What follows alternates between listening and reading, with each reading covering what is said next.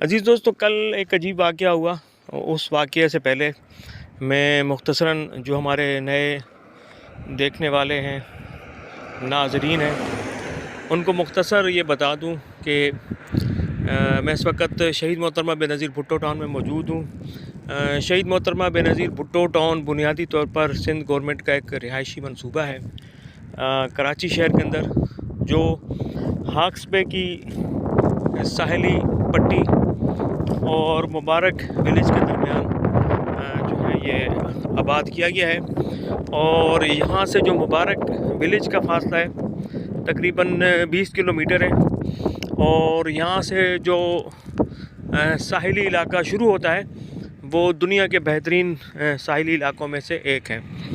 مختصر یہ کہ یہاں پر ایک شہر آباد کیا گیا سن 2007 میں، جب